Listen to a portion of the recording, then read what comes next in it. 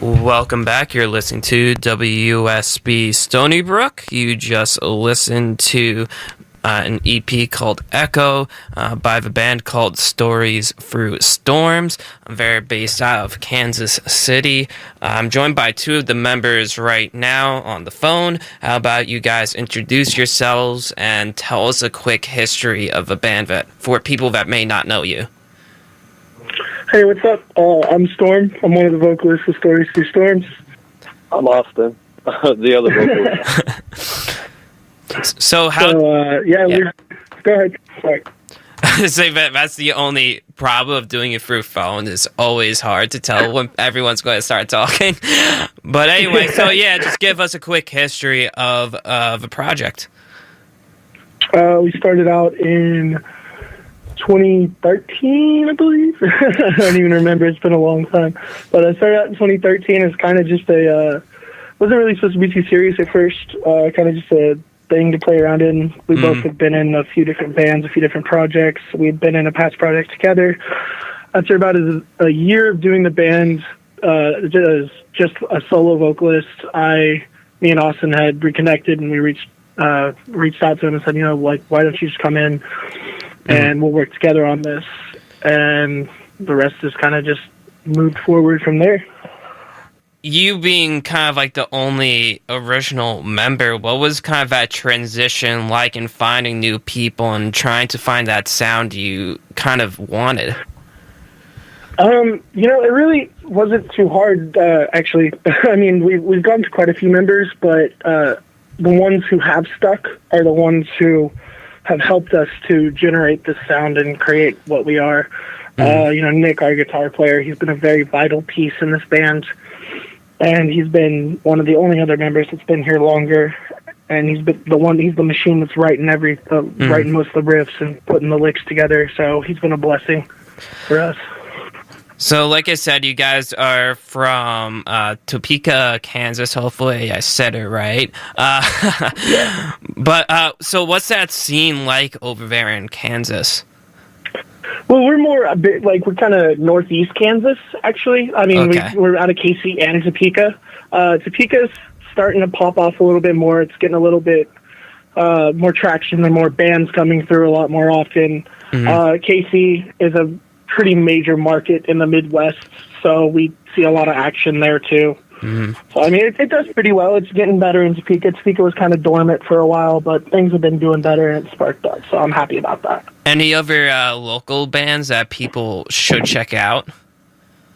Out of Topeka, I would definitely say Our Lives Yesterday, 11 After. There's a band that just popped up called Imagine. I mean, that's all I can really think of off the top of my head. Let's talk about kind of like touring and shows. So in 2018, what were your favorite venues that you played?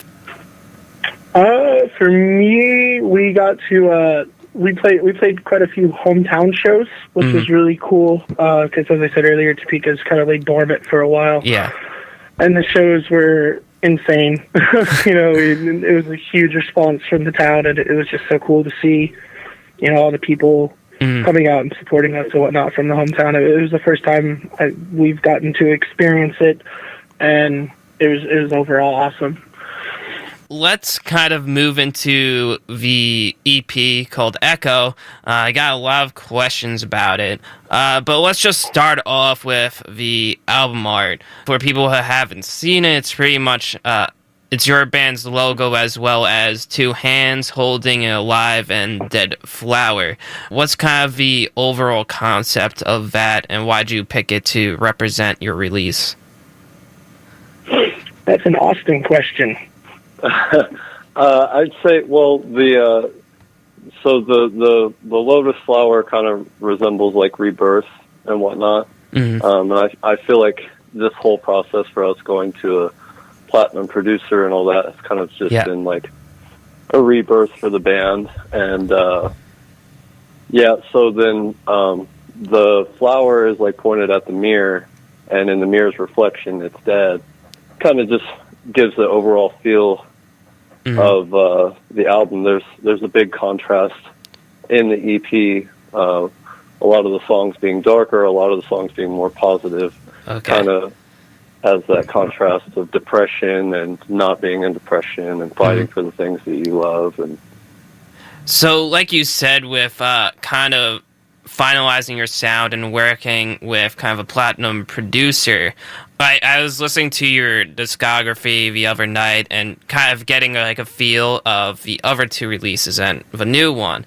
You can tell kind of like a drastic change kind of between the second and third one. By the end of the second, you can start to hear the sound you're trying to get to, but on the new EP Echo, you really solidify it. When did you guys kind of realize, like, hey, this is what we're going to do now?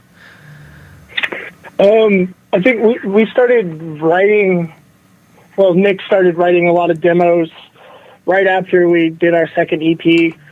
And we kind of got to this point where we're like, you know, we obviously want to do this. We want this to be our careers. We want this to be, you know, to the maximum extreme. So we were like, let's take it to the next level and let's do the smart, like, let's be as smart as we can with our money and let's do the wisest thing we can, which is save up and, you know, blow your wad on something blow your wad on a big producer, essentially. Yeah. Austin devised this plan. That was essentially, look, we're going to save this much money for this much time. And, you know, we just kind of, it took a while to kind of kick it into gear, but it worked out really well. And we kind of went from being, we took ourselves seriously, but then there was a point where we were like, look, if we really want to do this, we have to put everything we have into it, and there's no excuses. So what's that story in getting Andrew Wade? Because I could imagine the amount of people that would want to record with the guy. We had a friend of ours that had went and recorded with him, and he kind of got us the in on that, and we went and we just threw email for a few months and planned it all out. And it kind of got to this point where he's like, all right, we'll send the deposit over. And we were like, oh, well, this is happening. Okay, let's do it. So, So for people that may not know, Andrew Wade worked with bands and produced records for like A Day to Remember, Wage War. He recently did Boys of Falls' latest release. So working kind of with this big time producer, you must have like learned kind of like a lot as a musician. So what were some of those things that you picked up from Andrew? Oh, a lot.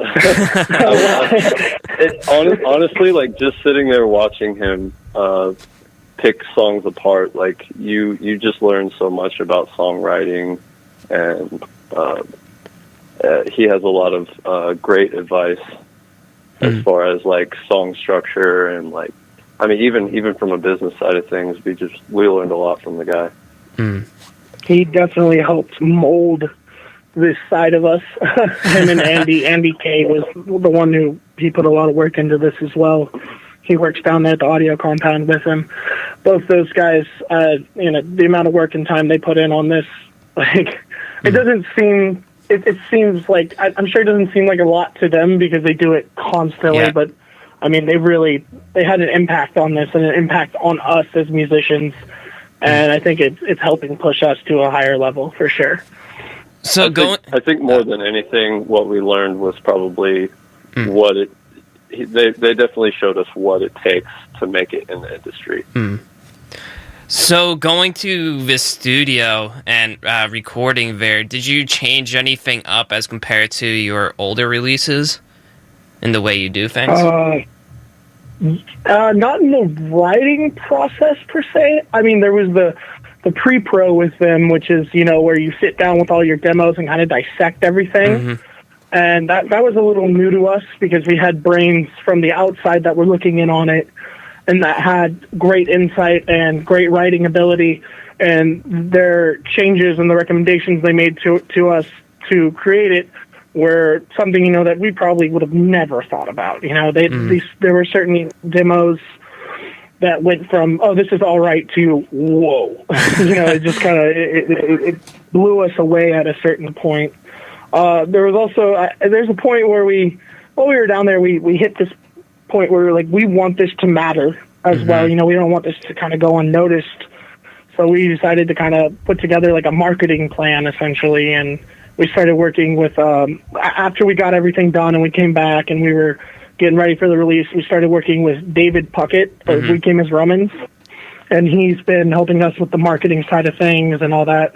And in general, just an overall mentor for the band, and he's been absolutely amazing. That dude is one of the nicest guys I met in the industry. I think I can speak for all of us when I say that we we couldn't have made a better choice on someone to work with us on that area. It's actually funny because a couple of weeks ago I interviewed Brian from the band Currents. I don't know if you guys ever heard of him.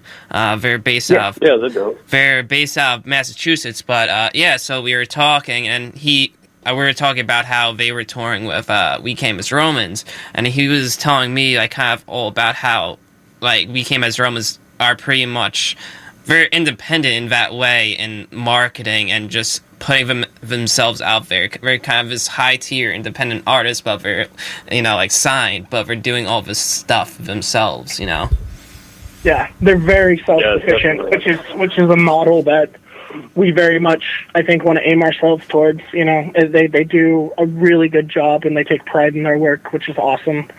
So they've set a role model for us for sure.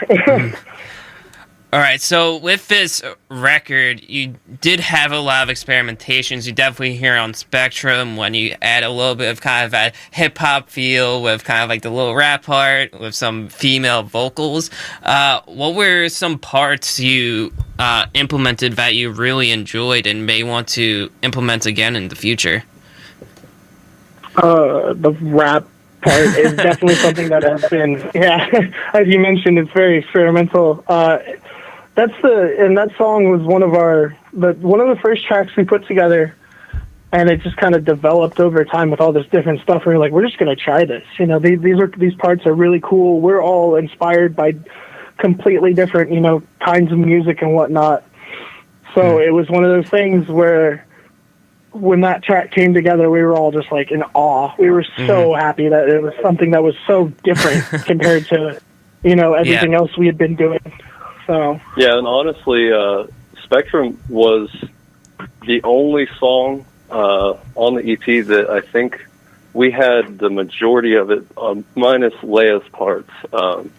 We had that song pretty much finished before we went into the studio, and I think that's the only one that was like that. So that's I'd say that's a good note for us that we could build off create this new sound on our own, So talking about kind of production, the experimentation, what are maybe some small aspects to the EP that people should listen out for, whether they're listening it to for the first time or listening for like the 5th, 6th, 7th time, I think really, I think you should pay attention to the amount of emotion. I know that sounds so cliche, but I mean, there's a lot of stuff in there that, like Locked Away, that song in particular, which features Austin, and he put a lot of himself into that. Is the best way to word it. A lot of his own pain and his own stuff that he's been through. That's something that he excelled on, in my opinion, when we did that EP. And it came out beautifully. And even the other songs, too, they seem like they're just, on the surface, they seem like they're just kind of cliche in a way sometimes. But, man, those words, we meant what we said. And all of those songs, 100%, All right, so let's start talking about the lyrical content on the release. I'm going to be going through kind of each song, and I'm going to give you guys a line that I picked out. If you can, give everyone listening kind of a background to that line or kind of like an interpretation. If you can, if it's a little hard, I try to pick out kind of like the harder lines per se, kind of like the more interpretive lines. But if you can't come up with anything, you can just kind of give an overview of the song. That works as well. So let's start with Bury Me. I picked out the lines, like a burning like a fire burning inside. I'm leaving this life. There's a cold paranoia telling me I won't get it right, but I know I can leave my fears behind. I won't be a prisoner of time. Austin, you wrote those words. That's you. I think for me, when I wrote that, I was kind of in the mindset of, we're kind of like shedding our skin here and doing something that we never thought we would do before. So, I mean, I think the whole song in general is kind of about just being scared to overcoming the fear of, letting everything go and just doing, your dreams. All right, so let's move on to the second song called Anthem for the Broken. And I picked out the line, "Gotta light a spark till we're burning inside. Our hope is the fuel that we use to ignite." On that one, I for me, when those lines, that particular line was written, so if you notice, we moved from "Bury Me," which was the, look, we're doing this, we're shedding our skin, and then we move into Anthem, which is, this is happening no matter what, and we are going to start something different, and we're going to be different, and we're going to use this fire that we have inside of us and actually make it matter and make it count, because there's nothing else we know how to do. Literally, for me, that's what that song embodies. There's nothing else we can do in this life besides move forward and fight for what we love. All right, so the third song on Echo is called Locked Away. I picked out the line, "I keep saving the things that made me a king, but I know I'm not one." I think that's kind of that's a hard one, but it kind of just like, like when you're in a relationship, you kind of have those things about you that make you feel good, even though they may not necessarily be good for you. So for the fourth song, this is the hard part of the interview, man. Yeah, what are you doing here? You're hurting us. All right, so let's move on to the fourth song, Dark Heart. This is where it gets dark and where you're talking about kind of that other side of the EP, where the lyrics are a bit darker and not as bright as compared to like the beginning. So I picked out probably like the darkest lines in that song, and it goes, "Incinerate the world, turn it to ash, plague after plague, I want to see the collapse." All right. So when we wrote this song, this was, I'm pretty sure this was the last song we wrote. We had been up for like 3-4 days straight writing lyrical content. And we were like, you know what? We are tired. We are angry. We're frustrated. We're going to write a song about burning things down. And about just being, like we're still mad as people. We always have been. We always will be. The world just makes it too easy. So that line is, for me, is just the cap, or the cherry on top is what I should say, that it says, I'm done. It's all going away. This is the explosion to the frustration. All right, so the fifth song on the record is called Gemini, and I picked out the line, "A coin doesn't care how it lays, there will always be two faces." Well, 1 second. It's called Gemini. Sorry. Gemini. You're all good, man. I heard you say that earlier, and I'm like, no, that's not it.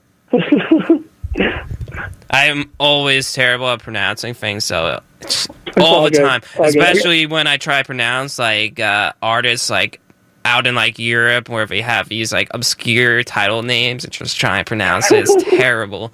I feel you. Austin, that's your line, man. That was yours. I think it's just a kind of like a literary phrase to just kind of resemble somebody who's two-faced, There you have it. Pretty Boom. Simple one. So let's move on to Spectrum. I picked out the line, I just want to say that your spectrum is a little gray. Don't say I never tried. I think that just that line in itself summarizes the whole song. The song's obviously about being in a toxic relationship, being in something that you can't, you keep coming back to, even though you know it's bad for you. You keep coming back to it, even though you know it's not going to work. But you don't know any other patterns. You don't know any other ways. That is the way of, from either point of view, saying how you're seeing this is black and white. You're not looking at the full picture. You're not helping me to, or we're not helping each other to see color in any shape, way, or form. It's just black and white, and I'm trying to fix it. Essentially, Well, I want to thank you guys for joining me and talking about the EP, the lyrics, the production, and a little bit about the history of the band. How about you guys give your plans for 2019 and where people can keep up to date with you on social media or listen to your music? Yeah, for sure. 2019 is hopefully going to be filled with touring. We're gonna be on the road, man. Try to hit a lot of the states. Get our road dog on a little bit. Amityville, New York, and start making our way out to some people, dude. We haven't really been a big touring band because we've kind of focused on putting the production first. But now that we got this under our belts, we're gonna do our best to make it out to where we can go. And as far as listening to the EP, man, you can catch it on Spotify, iTunes, Google Play, Amazon, anywhere you can listen and buy music. The EP is there to buy. So it's all there. And where can people keep up to date with you on social media? Facebook, Instagram, Twitter, kind of. Twitter's a hard one to keep control of. But yeah, Facebook, Instagram. We'll have a website up here shortly. So yeah, just follow our pages, like us, and we'll, we're pretty nice guys. We like to communicate with the people on there and keep things together. All right. Well, good luck for 2019. Hopefully we'll see you here in Long Island soon enough. Hopefully in Amityville, AMH, not Brooklyn, because freaking every show is in Brooklyn and it's like impossible to get to. All right. Well, again, hopefully we'll talk again soon when you guys have like a new release or come here in New York.